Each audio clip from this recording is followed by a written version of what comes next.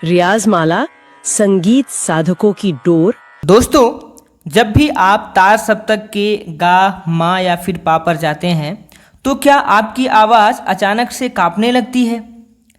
क्या गले में सुई जैसी चुभन होती है और सुर फटने लगता है? अगर ऐसा होता है तो रुकिए, दोष आपके गले का नहीं है, आपकी आवाज़ खराब नहीं है, बल्कि आप शरीर के जिस हिस्से से जोर लगा रहे हैं वह हिस्सा गाने के लिए बना ही नहीं है।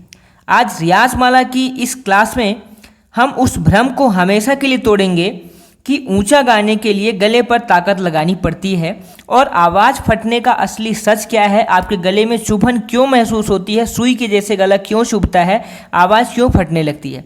नमस्कार, मेरे रियाजमाला के सभी गुणी विद्यार्थियों को मेरा नमस्कार है। तो रियाजमाला की इस क्लास में मैं आप सभी का हार्दिक स्वागत करता हूं। आप सभी से एक छोटा सा निवेदन करूंगा कि अगर आप चैनल में पहली बार आए हैं तो चैनल को सब्सक्राइब कर लीजिए और आप कौन सी जगह से जुड़ करके वीडियो को देख रहे हैं ये भी हमें कमेंट में बताइएगा। साथ ही साथ अगर आप हमसे संगीत सीखना चाहते हैं तो आपको एक सब्सक्राइब के बगल में ज्वाइन का ऑप्शन मिलता है।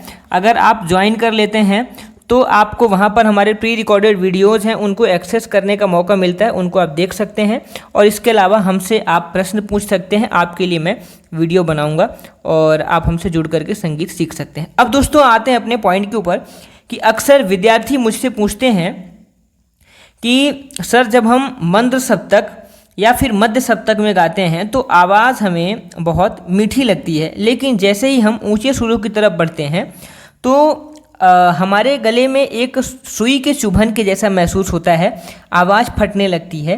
तो क्या हमारा गला ऊंचे सुरों के लिए बना ही नहीं है? तो आज मैं आपको एक वैज्ञानिक और शास्त्रीय सच बताने जा रहा हूँ यहाँ पर, जिसका हमारा उद्देश्य ये है कि आवाज़ जो है वो फटती नहीं है, सिर्फ आवाज़ सही रास्ता ट्रैक को खो देती है। जब आप समझिए कि जब आप कार को पहले गियर से सीधे 5वें गियर में बिना क्लच दबाए डालने की कोशिश करेंगे तो आवाज़ आएगी, लेकिन ठीक वही झटका आप अपने वोकल कॉर्ड्स को देंगे। आवाज़ तो आएगी लेकिन एक झटका महसूस होगा। तो आज हम सीखेंगे कि सिर्फ केवल गियर को कैसे स्मूथ किया जाए। दोस्तों, सबसे पहला पॉइंट है कि वोकल कॉर्ड्स का खिंचाव बनाम मोटाई, यानी कि वोकल कॉर्ड डायनेमिक्स, इसकी बात पहले मैं करता हूँ, अभी आपको मैं समझाने की भी कोशिश करूँगा। Vocal cord dynamics, vocal cord dynamics का मतलब है कि आप हमारे वोकल कॉर्ड्स रबर बैंड की तरह होते हैं। जब आप नीचे का सुर यानी कि मंद्र सप्तक गाते हैं तो कॉर्ड्स मोटे और ढीले रहते हैं, जब ऊपर जाते हैं तो उन्हें खींच करके पतला होना होता है।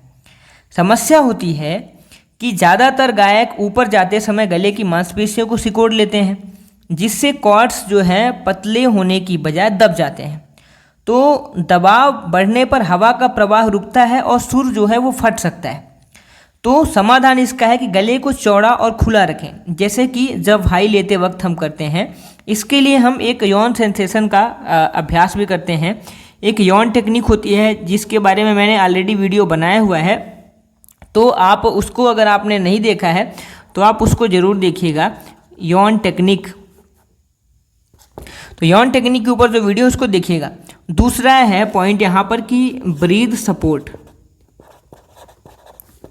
Breathe support. अब दोस्तों, ब्रीथ सपोर्ट की बात अगर मैं करूं कि ऊंचे सुरों के लिए ज़्यादा हवा की नहीं बल्कि एक सटीक एयर प्रेशर की ज़रूरत होती है। जब आप फेफड़ों के ऊंचे हिस्से यानी कि ऊपरी हिस्सों से सांस लेते हैं तो हवा का दबाव जो है वो सीधे वोकल कॉर्ड्स पर पड़ता है। सही तरीका है कि नाभि के नीचे से सहारा यानी कि डायफ्रामेटिक सपोर्ट लेना है आपको। जितनी मजबूत सांस की नींव होगी आवाज़ उतनी ही स्थिर निकलेगी। तीसरा कि द ब्रेक पॉइंट, अभी मैं रियाज भी बताऊंगा। The break point, the break point मतलब कि चेस्ट वॉइस से हेड वॉइस का ट्रांजिशन। हम चेस्ट वॉइस से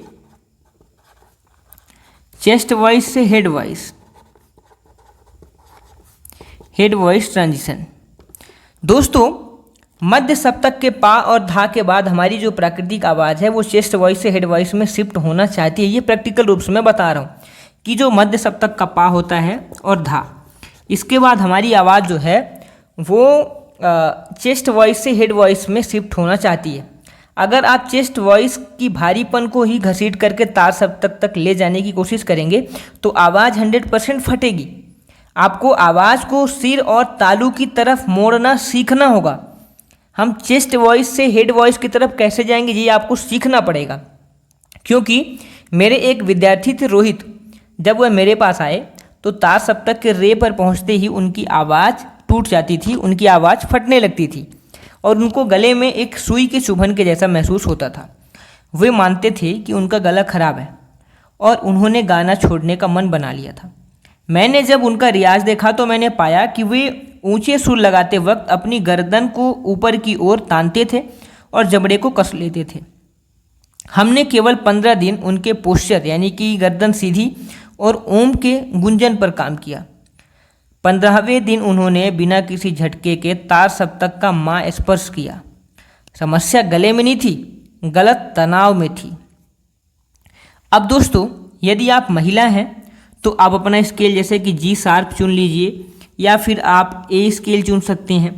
अगर आप पुरुष हैं तो अपना सी शार्प, डी, ये आप स्केल को अपना चुन सकते हैं। स्केल को आपने चुन लिया। पहला एक्सरसाइज आपको करना है, एक्सरसाइज की मैं बात करूं, पहला काम आपको करना है कि लिप ट्रिल। पहला लिप ट्रिल आपको करना है, मतलब कि होंठ को ढीला छोड़ें और फूंक मार करके भिर्र की आवाज़ निकालें। हारमोनियम पर सा बजाते हुए भिर्र की ध्वनि में जाएं। इस अभ्यास में गले पर 0% दबाव होना चाहिए। दबाव जो है वो बिल्कुल नहीं होना चाहिए।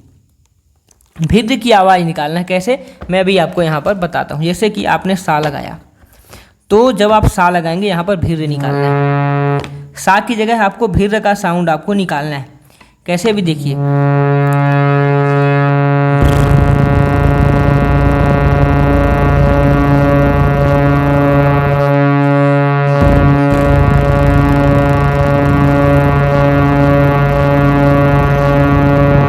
सा में आप भिर्र का साउंड निकालिए, जैसे छोटे बच्चे गाड़ी चलाते वक्त निकालते हैं उसी तरीके से आपको निकालना है। सा में भिर्र का साउंड निकालिए, रे में भी सेम यही साउंड निकालिए और गा में भी इसी साउंड को निकालना है। दूसरा कि हमर टू वोकल शिफ्ट। अभी मैं आपको इसको समझाता हूँ, पहले इसको आप नोट करिए। हमर टू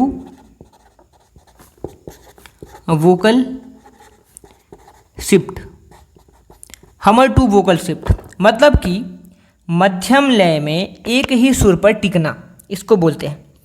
पहले मुंह को बंद करके हम निकालना है, जहाँ पर कंपन नाक और माथे के बीच महसूस हो।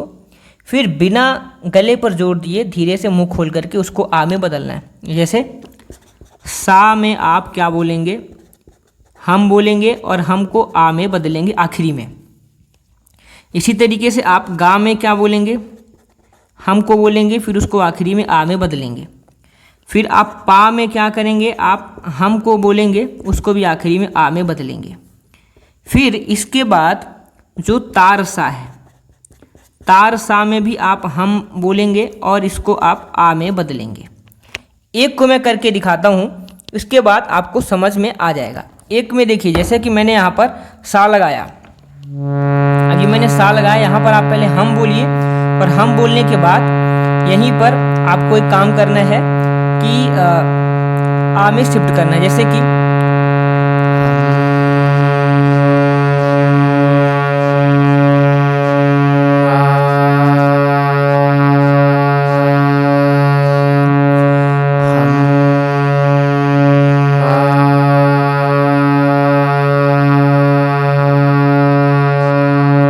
हम से आ में आप गए, सा में हमने ये प्रैक्टिस किया, इसी को आप गा में करना है, इसी को पा में करना है, इसी को आप तार सप्तक के सा में करना है। सुर वही रहेगा, हम बोलना है, हम की जगह आ बोलना है। अब गलती यहाँ पर लोग करते हैं कि ऊंचा गाते समय गर्दन को ऊपर उठाना या फिर ठुड्डी को आगे निकालना। दोस्तों, इससे नुकसान ये होता है कि इससे वोकल ट्रैक्ट खींच जाता है और हवा का रास्ता सकरा हो जाता है। समाधान ये है कि गाते समय ठुड्डी को हल्का सा नीचे की तरफ चेस्ट की ओर झुका करके रखें। दूसरी की गलती यह है कि आवाज़ फटने के डर से धीमा या फुसफुसा करके गाना। फुसफुसा करके गाना या धीमे गाने से मतलब है, और इसका नुकसान ये होता है कि इससे वोकल कॉर्ड्स पूरी तरीके से बंद नहीं होते और आवाज़ हवादार हो जाती है। समाधान ये है कि आवाज़ को दबाएं नहीं, बल्कि उसे मुंह के ऊपरी तालू पर प्रोजेक्ट करें। तो पहले 5 मिनट आपको 5 मिनट ओमकार का गुंजन, पहले 5 मिनट ये करना है। गहरी सांस के साथ आपको ओम बोलना है, गहरी सांस। अगला 5 मिनट आपको लिप ट्रिल, अगला 5 मिनट आपको लिप ट्रिल करना है, जैसे हमने आपको बताया है। सा से तार गा तक करने की कोशिश करना है, लेकिन यहाँ पर एक शर्त ये है कि अगर आज आपका गला तार सप्तक के सा में जा रहा है, तभी आप तार सप्तक के रे में जाने की कोशिश नहीं करें, केवल सा में ही रहें। और अगर आपका गला अगर सा में जाने में कठिनाई हो रही है, तो केवल आप नी में रहें, तार सप्तक की नी में करें। क्रमशः एक एक स्वर आप आगे बढ़ेंगे, अचानक से ही गले को ज़बरदस्ती जोर दे करके रे और तार गा में नहीं जाएंगे। ये काम आपको करने से बचना है। अगर नी में कंफर्टेबल है, 1 हफ्ते केवल नी में रहेंगे, अगले हम 1 हफ्ते बाद ही हम सा में आएंगे। उसी तरीके से अगले 1 हफ्ते बाद हम रे की प्रैक्टिस करना चालू करेंगे। तो ये काम आपको करना है।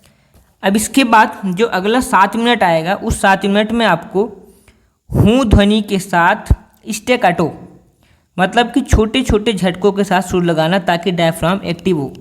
इसको मैं भी आपको समझाऊंगा। हूँ बोलना है, यहाँ पर आपको हूँ बोलना है। झटके का मतलब जैसे कि हम आकार लेते हैं जब, तो आकार में एक स्वर से सा से रे में जाते समय यहाँ पर बीच में थोड़ा सा हम दिखाते हैं एक चीज़ को, वही चीज़ हमें करना है। तो हमें क्या बोलना है? हु बोलना है। आप केवल यहाँ पर एक ही चीज़ करिए, केवल हु बोलिए, जैसे कि सा में, रे में, गा में, मा में, हर स्वर में हु बोलने का अभ्यास करना है। और इसी तरीके से पा धा नी तक आपको करना है। फिर अंतिम जो 3 मिनट आएगा, वहाँ पर हमें ठहराव के ऊपर काम करना है। ठहराव सा के ऊपर, इसके अलावा पा के ऊपर, और फिर तार सप्तक के सा के ऊपर। सा पा सा, इनके ऊपर हमें ठहराव को काम करना है, ठहराव के लिए यहाँ पर काम करना है। अब इसके बाद आपका जो होमवर्क है, होमवर्क ये है कि आईने के सामने खड़े होकर के तानपुरे पर तार सप्तक के सा को आ में 5 बार गाना है। मोबाइल का कैमरा ऑन करें और देखें कि क्या ऊंचा सुर लगाते समय आपकी भौं जो है वो खींच रही है, गर्दन की नसें फूल रही हैं, या जबड़ा कड़ा हो रहा है। अपनी 30 सेकंड की रिकॉर्डिंग को हमारे जो ज्वाइन बटन है वहाँ पर ज्वाइन करके आप हमें बताएंगे कि आपको कितना फ़र्क महसूस हुआ। आपको ज्वाइन करने के लिए इसलिए भी मैं बोल रहा हूँ, ताकि आप वहाँ पर जो भी आपकी दिक्कत होगी आप हमें बताएंगे, मैं आपकी समस्या सुनूंगा और आपको उसके ऊपर जवाब दूंगा, समस्या का समाधान बताऊंगा। साथ ही साथ ज़रूरत पड़ने पर आपके लिए वीडियो भी बना करके लेके आऊँगा, अगर आप बोलेंगे तो इसलिए आपको ज्वाइन करना भी ज़रूरी है। ऊंचे सुर पर आवाज़ का फटना आवाज़ की कमजोरी नहीं है, बल्कि गले पर गैर ज़रूरी दबाव और गलत एयर सपोर्ट का नतीजा है। जब आप सांस को नाभि से सहारा देंगे, गले को खुला रखेंगे और आवाज़ को हेड वॉइस में शिफ्ट होने देंगे, तो तार सप्तक भी मध्य सप्तक जितना ही सहज हो जाएगा। तो आज का मेरा गुरु मंत्र ये है कि सुर को जोर से खींच करके पकड़ना नहीं है, सुर तक आवाज़ को हवा की तरह फैलने देना है, हवा की तरह तैरने देना है। दबाव गले में नहीं, ठहराव नाभि में होना चाहिए। अगली क्लास में हम जानेंगे कि आकार रियाज का वो गुप्त नियम जिसे बड़े बड़े उस्ताद बिना माइक के भी 3 घंटों तक बिना थके गले के ऊपर गाते हैं, तो हम उसके गुप्त नियमों के बारे में जानेंगे। तब तक के लिए आप हमारे साथ बने रहिए, चैनल को सब्सक्राइब कर लीजिए। और अगर आप यहाँ तक वीडियो में जुड़े हुए हैं, रियाज माला के अगर आप गुणी विद्यार्थी हैं, तो आप कमेंट करके हमें एक कमेंट से ज़रूर बताएंगे कि आपको ये वीडियो कैसा लगा। आपको ये हमें कमेंट में बताना है, ताकि मैं और भी चीज़ों को इम्प्रूव करूं। और आपको क्या समस्या है, क्या चीज़ आपके गले में नहीं आ रही है, किस चीज़ में दिक्कत है, वो भी आप हमें कमेंट में बताएंगे। उसके लिए मैं कोशिश करूंगा कि आपको पूरी मदद करूं आपकी। मिलते हैं अगले वीडियो में। सब्सक्राइब कर लीजिए, कमेंट में लिखिए और ज्वाइन जरूर कर लीजिएगा। तब तक के लिए धन्यवाद। अगले वीडियो में हम बात करेंगे कि आकार रियाज का वो गुप्त नियम क्या है। और धन्यवाद। Thanks for watching.